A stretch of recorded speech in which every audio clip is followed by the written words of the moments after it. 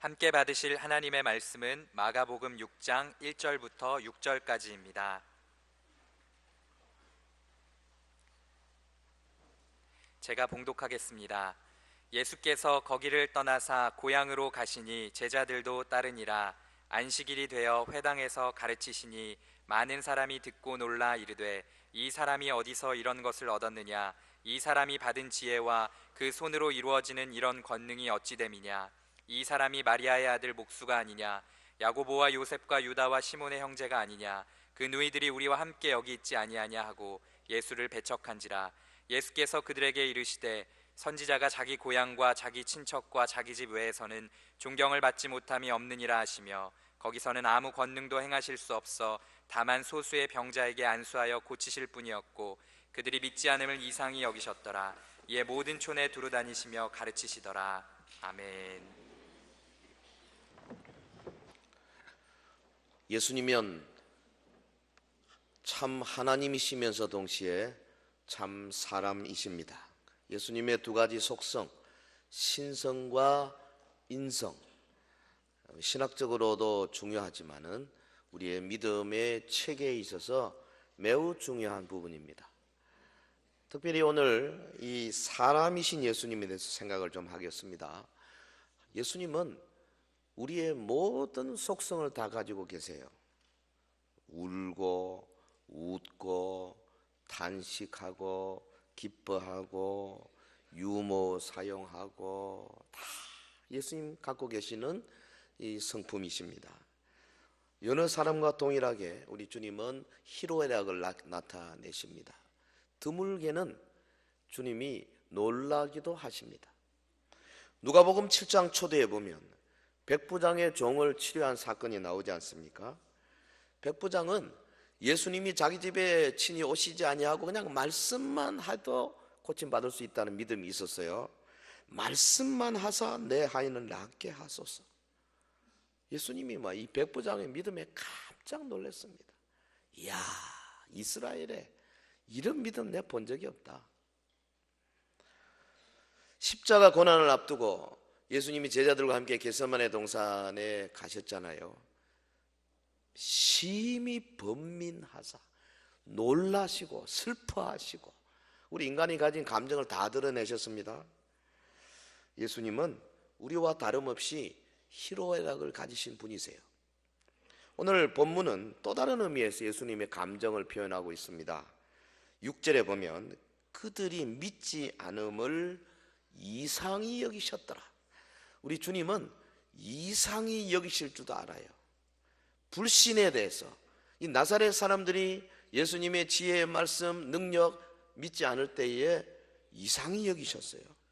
예수님이 저들에게 배척당하시면서 두려워하지도 아니하시고 부끄러워하지도 아니하시고 오히려 이상히 여기셨다. 오늘 말씀의 초점입니다.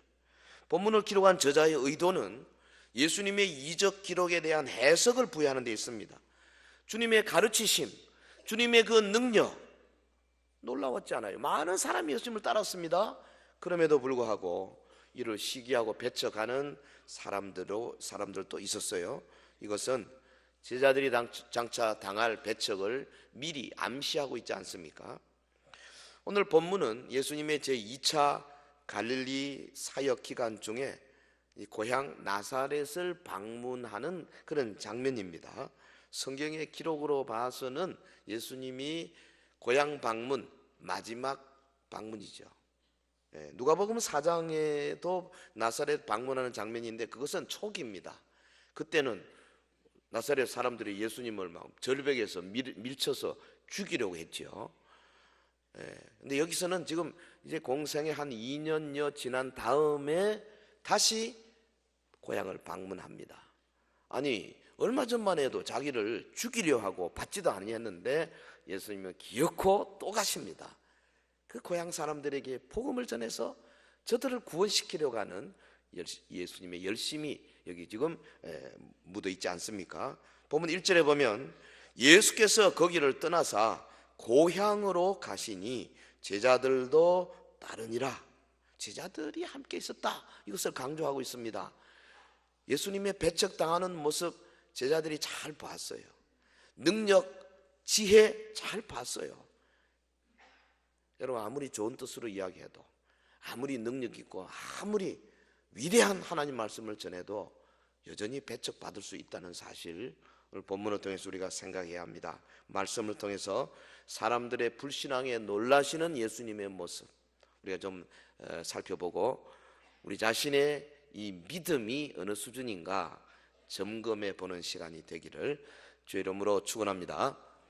자, 첫째, 저들이 예수님의 설교를 듣고 놀랐다 하는 부분을 좀 생각하겠습니다. 믿음이 없었어요. 전혀 믿음이 없는 사람들이에요. 그런데도 불구하고 예수님의 설교를 듣고 그 지혜와 능력에 놀랐습니다. 이 믿음이 없는 자에게도 보이시는 그런 수준입니다. 고향 나사렛에 가셔서 안식일에 회당에서 가르치기 시작하시는데, 예수님은 이 당시 이 회당의 제도와 완전히 분리된 다른 종교를 세울 생각이 없으셨어요. 그러니까 회당에서 가르치셨어요. 회당이 뭐 하는 곳입니까? 유대교의 교리를 가르치는 곳입니다. 그러니까 예수님은 처음부터 유대 종교 지도자들과 충돌할 의사가 있는 것이 아닙니다. 먼저 유대인들부터, 종교 지도자들부터 복음으로 끼안아서 그들을 구원시키고자 하는 열심이 예수님에게 있어요. 그런데 이들이 받지를 않았습니다. 이들이 배척했습니다. 거부했습니다. 예수님을 넘어뜨릴 기회만 엿보았던 거죠. 근데 예수님이 가르치기 시작하니까 본문에 보면 회당에 있던 많은 사람들이 듣고 놀랐다 그랬어요. 가르치기 시작할 때부터 놀란 겁니다. 놀랐다는 표현은 압도되었다, 깜짝 놀라 아주 충격을 받았다, 뭐 이런 뜻이거든요. 예수님이 말씀을 전하기 시작하니까 막 사람들이 깜짝 놀란 겁니다. 이야, 이 지혜가 어디서 나온 건고, 이 권세가 어디서 오는 거냐, 왜 우리 바리새인들과 율법사들이 가르치는 거가 이렇게 다른가? 예수님의 입에서 나오는 지혜롭고 권위 있는 말씀 앞에 저들이 압도되어서 충격을 받았습니다. 사실 고향 나사렛 사람들은 예수님이 목수 요셉의 아들인 거 알고 있지 않아요. 마리아의 아들인 거 알고 있지 않습니까? 예수님도 요셉이 일찍 죽고 나서 소년 가장으로서 목수 일을 하셨지 않습니까? 그 동생들 다 알고 있고. 그런데 별 볼일 없는 사람인 걸 알았는데 그 가르침 속에서 거부할 수 없는 능력이 막 솟아나는 겁니다. 자기들이 인정하지 아니할 수가 없었어요. 여러분, 주님의 말씀은 믿음이 없는 자들에게도 보이는 능력을 가지고 있었어요. 능력 있는 말씀, 믿고 따르는 자에게는 물론이거니와 믿고 따르지도 않는 자들에게도 능력이 느껴지는 말씀. 우리가 주님의 말씀을 믿음으로 받아들이면 주님의 말씀은 능력으로 우리에게 전달되어 오는 것이 당연한 거죠. 왜? 하나님의 말씀은 살아있고 활력이 있어서 좌우에 날선 어떤 것보다 더 예리하여 혼과 영과 관절과 골수를 찔러 쪼개는 능력 있는 말씀이기 때문에 그렇습니다. 할렐루야. 교회가요, 하나님의 말씀의 능력으로 충만하면 믿지 않는 사람들이 믿든지 안 믿든지 그 능력을 인정하지 않을 수가 없어요. 교회는 그러므로 거룩하고 세상과 구분되어져야 돼요. 세상의 방식대로 가면 안 되는 거죠. 근데 나사렛 회당 사람들은 믿음이 없었습니다. 그들은 주님의 능력과 가르침을 눈으로 확인하고 놀라기까지 했지만은, 그러나 결국 주님을 영접하지 아니하고 도리어 배척했어요. 오늘날에도 이 세상에는 예수님에 대해서 진정한 믿음이 없으면서도 그 능력과 그 교훈의 탁월함에 참 그 입으로 인정하지 아니할 수 없는, 그런 솔직히 고백할 때 예수님의 가르침은 훌륭하다 이렇게 말하는 사람들이 많이 있어요. 여러분, 마태복음 5장, 6장, 7장의 산상수훈 같은 그런 거 읽어보면요, 정말 인간이 만들어낸 가르침 가운데 최고봉으로 꼽습니다. 놀랍습니다. 인정해요. 심지어 예수님을 메시아로 받아들이지 않는 유대인 가운데서도 예수님의 그 교훈의 탁월성에 관하여서는 솔직히 감탄과 존경을 지금도 나타내는 유대인들이 많습니다. 그런데 뭐라 그러냐면 그러나 우리는 예수를 우리의 진정한 메시아로 받을 수는 없다, 그렇게 말해요. 성도 여러분, 믿음이 없는 자에게도 예수님의 지혜와 능력은 분명히 보여집니다. 그러나 우리는 하나님에 대해서, 예수님에 대해서 단순히 감탄하고 존경하고 혹은 두려움 갖는 그것을 진정한 신앙과 혼돈해서는 안 됩니다. 유대인들이 예수님의 교훈을 듣고 그 근세와 능력과 그 놀라운 역사를 보고 수없이 따랐지만은 종국에 가서는 그를 십자가에 매달아 못 박아 죽였지 않습니까? 하나님이나 예수님을 인정하면서도 얼마든지 불신앙이 될 수가 있어요. 인정하는 것과 믿고 영접하는 것에는 엄연한 차이가 있습니다. 심지어 귀신들조차도 당신은 지극히 높은 하나님의 아들입니다 고백하고 그 앞에 무릎을 꿇잖아요. 그러나 귀신들이 예수님을 자기의 주님으로 영접했습니까? 아니지 않습니까? 내가 좀 동의한다 이거 가지고 영접했다 말할 수 없는 겁니다. 사랑하는 성도 여러분, 우리가 믿노라고 하면서 단지 하나님과 예수님을 인정하고 감탄하는 정도에 머물러서는 아직 구원의 반열에 들어갈 수가 없어요. 우리는 적극적으로 마음의 문을 열어서 우리 속에 주님 들어오시고 그분은 나의 마음의 왕좌에 앉혀드리고 나는 그 앞에 무릎을 딱 꿇고 시키는 대로 하겠습니다. 나는 당신의 종입니다. 당신은 나의 주님이십니다. 명확하게 선언하고 고백하고 인정하고 순종하는 주의 자녀들이 되기를 예수 이름으로 축원합니다. 자, 한 걸음 더 나가겠습니다. 저들이 배척했어요. 왜? 예수님을 잘 안다는 이유로 배척했어요. 예수님의 육적 배경을 너무 잘 알기 때문에 오히려 그것이 예수님을 믿지 아니하는 이유가 됐어요. 다시 말하면 우리는 우리에게 있는 신앙적인 고정관념을 깨야 된다 그 말이에요. 고정관념. 본문 3절 보겠습니다. 이 사람이 마리아의 아들 목수가 아니냐? 야고보와 요셉과 유다와 시몬의 형제가 아니냐? 그 누이들이 우리와 함께 여기 있지 아니하냐 하고 예수를 배척한지라. 나사렛 사람들이 예수님을 믿지 않냐고 배척한 이유가 여기 잘 나오지 않아요? 그들이 예수님의 육적인 배경을 너무 잘 알고 있었습니다. 3절, 이것은 예수님의 교훈을 듣고 난 그들이 서로 나눈 대화의 내용이죠. 예수님이 이전에 지녔던 직업, 목수, 그 예수님의 가족 관계, 마리아의 아들이고 동생 가운데 야고보, 요셉, 유다, 시몬 이런 자들이 있고 또 여동생들이 있고 잘 알고 있습니다. 근데 이 모든 지식들이 오히려 그들을 구원으로부터 멀어지게 했습니다. 자기를 믿지 못하는 고향 사람들을 보시면서 예수님이 뭐라 그랬어요? 보면 4절에 선지자가 자기 고향과 자기 친척과 자기 집에서는 존경을 받지 못함이 없느니라. 예수님이 이럴 때 당시 그 헬라 사람들이 쓰던 격언을 이용하고 계세요. 나사렛 사람들이 자신을 배척한 것을 선지자가 고향에서 고향에서 존경을 받지 못한다. 고향 바깥에서 존경받는다. 이런 격언을 사용합니다. 여러분 서양 속담에 이런 거 있죠. 친밀함은 경멸함을 낳는다.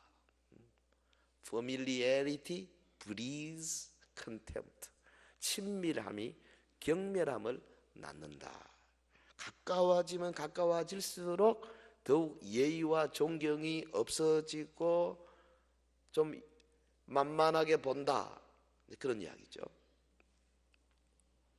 사람들은 흔히 좀 잘 알면은 가깝게 지나면 그 사람을 잘 안다고 생각하고 그 사람에 대해서 존경심을 잘 안 가지는 법이지요.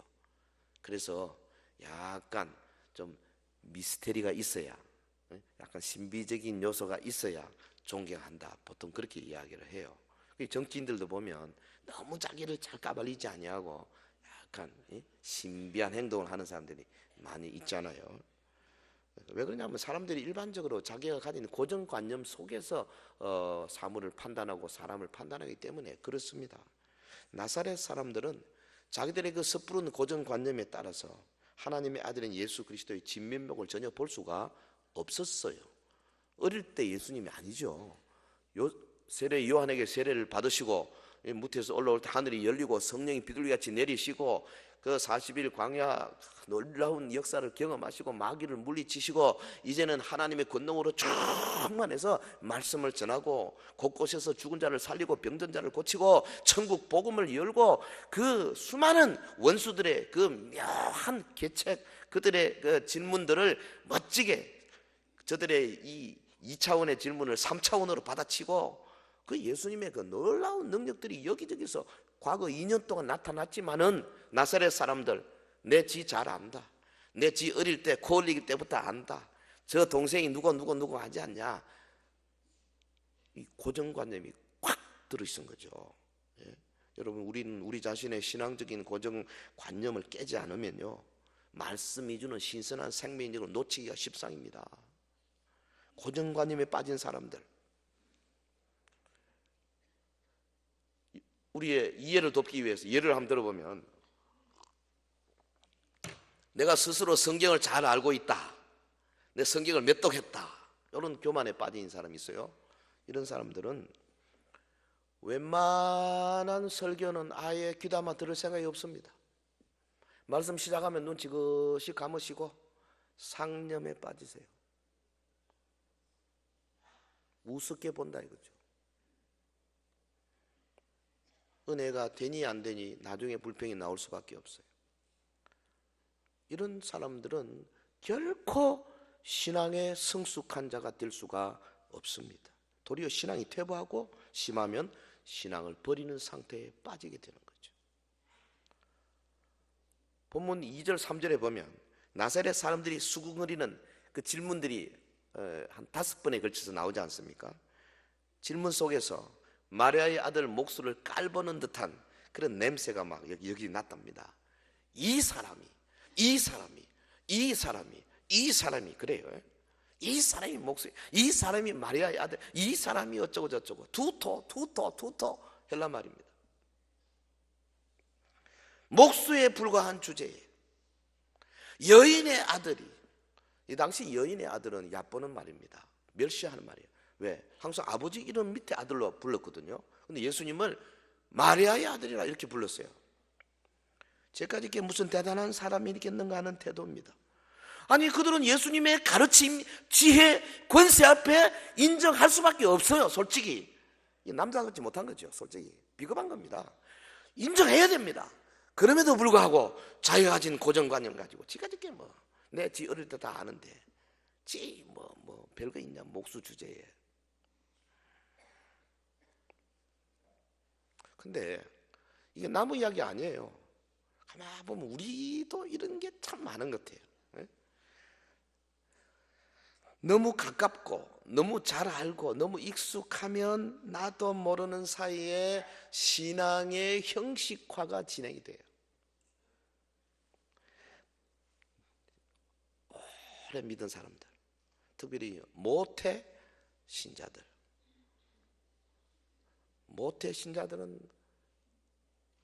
뭐든지 못합니다. 이것도 못해 저것도 못해. 자기도 모르게 신앙의 형식화가 이루어져 있어요. 교역자 자녀들, 저도 목사님 아들이지만 이게 목사 아들들이 문제 많아요. 목사 딸들도 뭐 문제 많아. 왜? 집에서 맨날 교역자를 반하니까 신비감이 없어요. 목사님에 대한 존경심도 없고. 내가 가만히 보니까 저희 가족도요, 보면 저희도 뭐 팔남매라서 다른 교회 다 권사고 장로고 막 그런 다른 교회 권사님 저희 누님을 가만히 옆에서 보면 이 목사에 대한 존경심이 부족한 거예요. 한마디씩 해요. 목사를 그렇게 보면 안 된다 말이에요. 자기도 모르는 고정관념이 많아요. 그거 안 됩니다. 특별히 우리 교회 직분자의 자녀들 오랜 신앙생활을 통해 가지고 나름대로 자기가 가진 딱 생각 요거 들고 저는 깨지지 않아요. 이 위험에 빠지기 쉽습니다.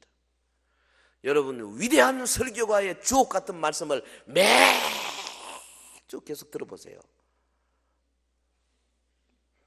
말씀에 별로 한번 굶어봐야 돼. 한번 굶어봐야 돼. 여러분요, 참 사람 간사합니다. 니나 내나 할 것 없어요. 저도 마찬가지예요. 저 같은 사람이 제일 어렵죠. 가끔씩 그런 생각을 해요. 어디 딴 데 가서 뭐 다른 분들 설교하는 거 듣거나 우리 교회도 우리 다른 목사님들 설교하는 거 뒤에서 이렇게 듣고 있으면서 가끔씩 이런 생각이 들어요. 아이고, 저걸 왜 저렇게 하나?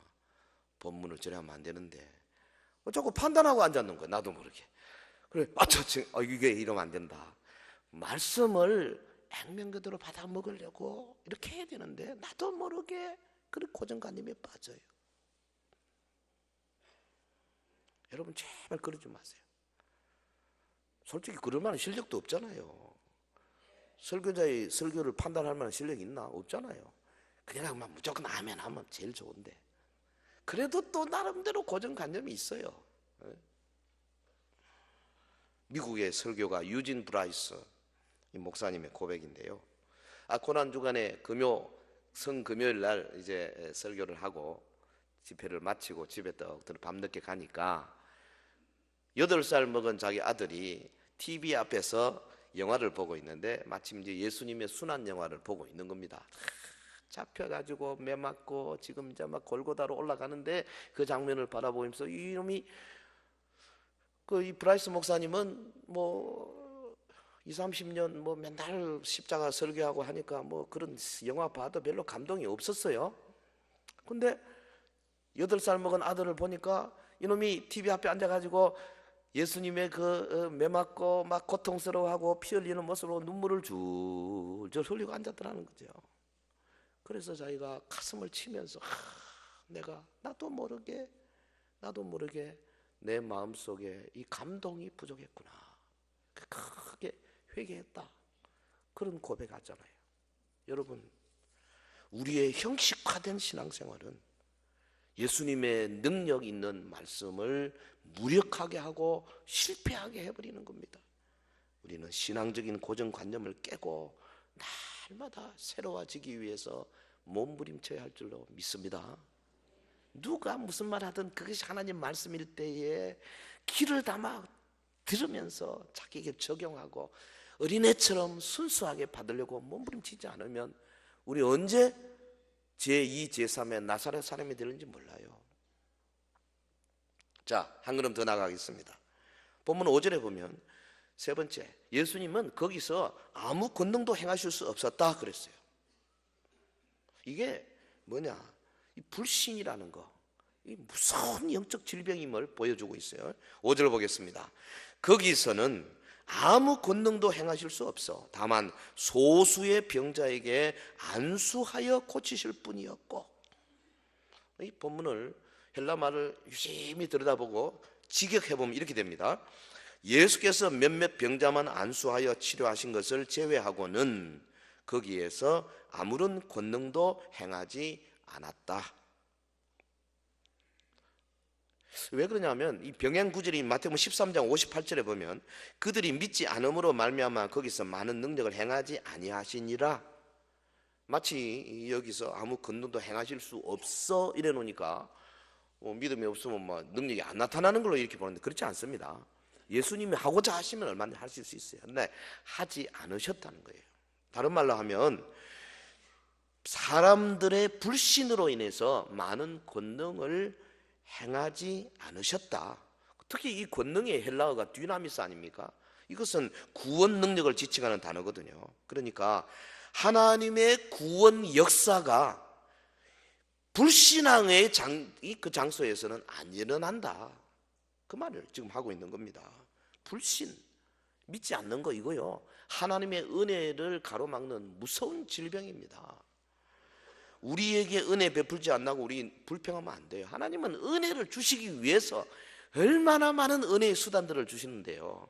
그래서 우리가 하나님을 은혜의 하나님, 은혜의 하나님, 그래서 우리가 오직 하나님의 은혜로 솔라 그라지아 그렇게 말하잖아요. 우리 자신이 하나님의 은혜를 받을 수 있도록 가슴을 활짝 열고 딱 준비만 하고 있으면 은혜는 언제든지 쏟아지는 줄로 믿습니다. 이 말씀 속에 담겨있는 이 분자, 원자, 원자핵, 중성자, 양자, 그 밑에 그 안에 있는 미립자, 미립자 안에 쿼크, 쿼크 안에 있는 말씀의 에네르게스, 생기가 우리에게 심겨지면 하나님의 은혜가 폭발적으로 솟아나지 아니할 수가 없는 것이 하나님의 말씀, 진지한 진리의 말씀이거든요. 그 말씀은 언제나 은혜가 있어요. 그런데 교만, 우리 속에 이 고정관념, 교만 이런 게 하나님의 은혜를 가로막는 이 가시와 엉겅퀴가 되는 거예요. 사정없이 막아요. 야고보서 4장 6절에 그러나 더욱 큰 은혜를 주시나니 그러므로 이르시되 하나님이 교만한 자를 물리치시고 겸손한 자에게 은혜를 주신다 하셨느니라. 그러므로 여러분, 우리는 복음을 증거하다가 이 복음을 배척하는 자를 보면 주저하거나 부끄러워하지 말고 우리도 예수님처럼 도리어 이상하게 여길 수 있는 배짱이 있어야 돼요. 본문 6절을 보면 예수님이 그들이 믿지 않음을 이상히 여기셨더라 그랬어요. 예수님은 나사렛 사람들의 불신앙을 보고 이상히 여기셨어요. 왜 그렇습니까? 아니, 말씀의 은혜와 진리가 분명히 보이잖아요. 자기들도 깜짝 놀랐잖아요. 권능이 나타나잖아요. 병자들도 고침받지 않습니까? 예수님이 증거하는 천국이 확실히 존재하거든요. 주님의 능력이 있는 사역이 이를 확정하는데도 불구하고 안 믿어. 참 이상하다. 주님이 나사로의 무덤 앞에서 나흘 동안 이제 시신이 되어 있던 나사로를 불러냈잖아요. 나사로가 꽁꽁 묶인 자세에서 나왔습니다. 풀어 놓아 다니게 하라. 많은 바리새인과 서기관들이 그걸 구경을 했어요. 놀랐습니다. 막 도망을 쳤습니다. 제사장들 만났습니다. 보고했습니다. 안 믿었어요. 오히려 야 큰일 났다. 이거 뭐 죽은 사람을 살리고 이럴 때니 저 어떡하면 빨리 예수를 죽여야 되겠다. 이상한 겁니다. 도저히 감당할 수 있는 능력과 지혜 앞에 무릎을 꿇고 믿어야 될 터인데 도리어 가슴팍에 강한 반항의식, 배척의식을 가지고 더 배척하는 사람들이 있다 그 말이에요.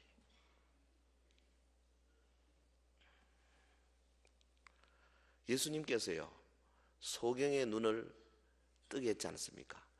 그랬더니 요한복음에 보면 바리새인과 율법사들이 놀래가지고 소경을 잡아가지고 네가 진짜 그 소경이었느냐? 너희 아버지 불러라. 아버지 이 아들이 맞냐 안 맞냐?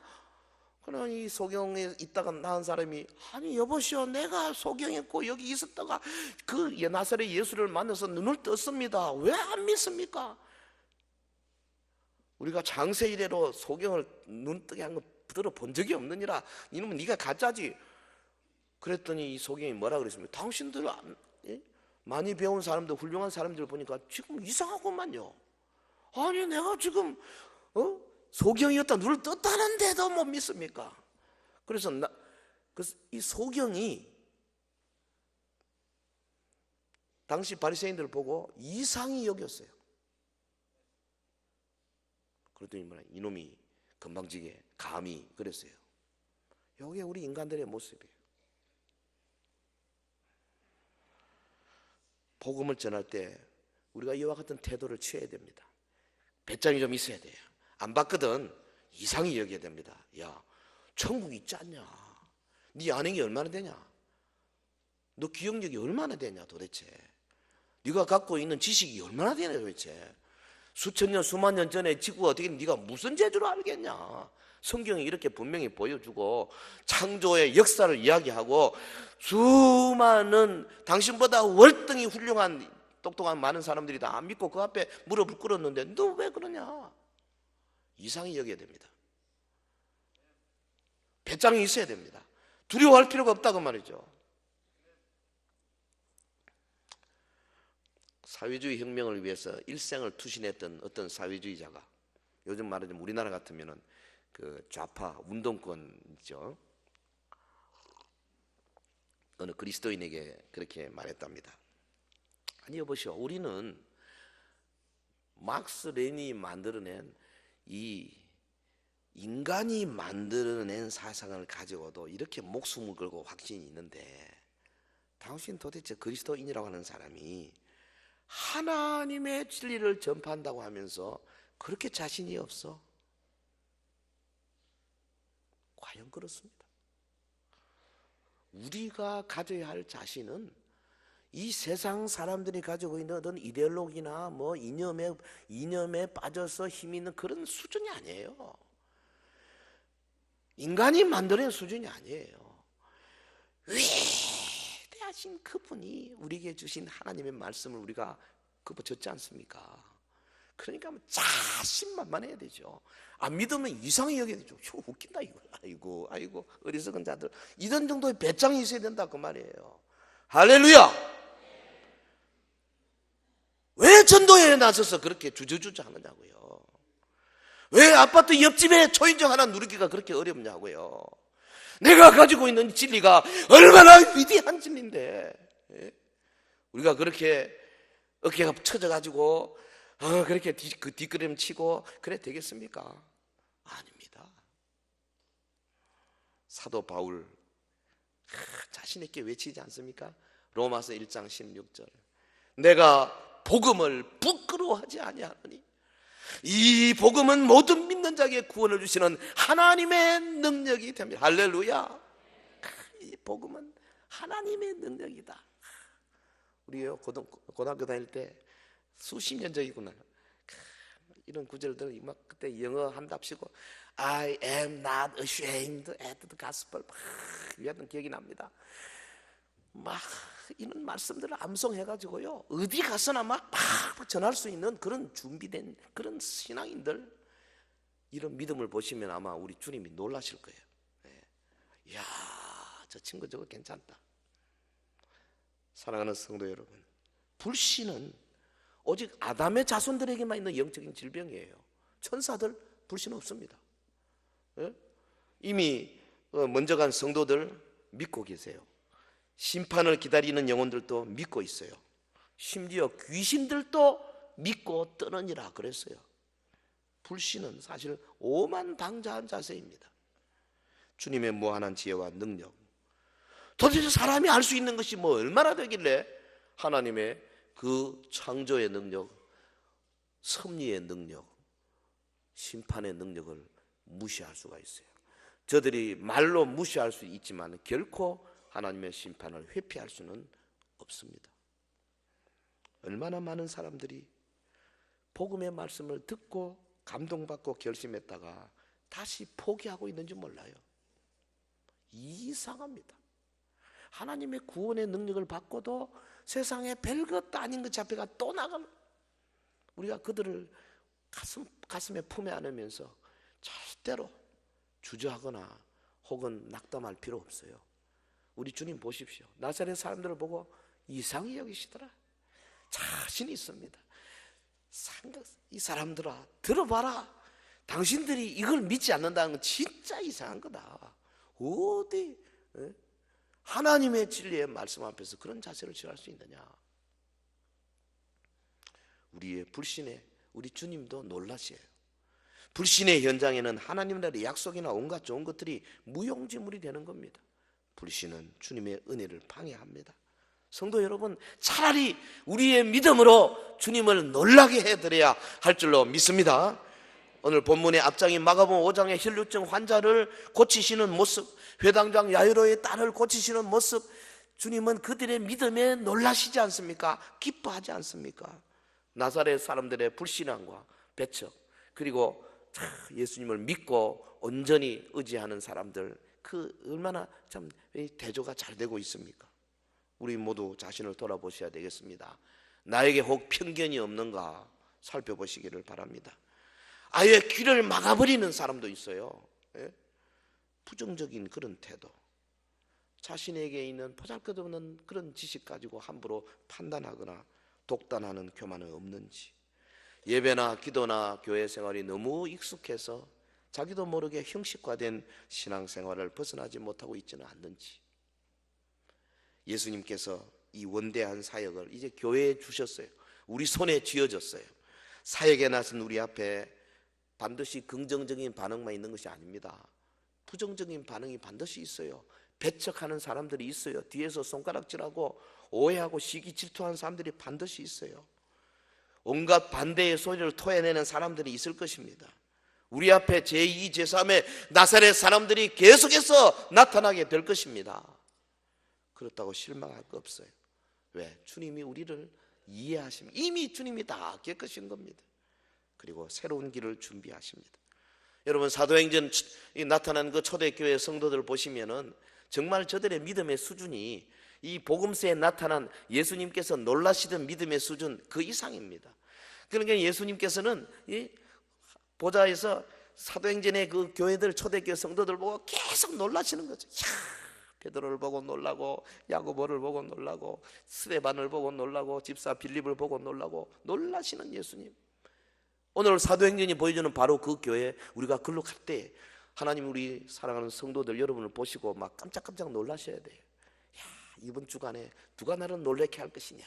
좀 주님이 기대를 가지고 우리를 보시도록 그렇게 살아야 안 되겠습니까?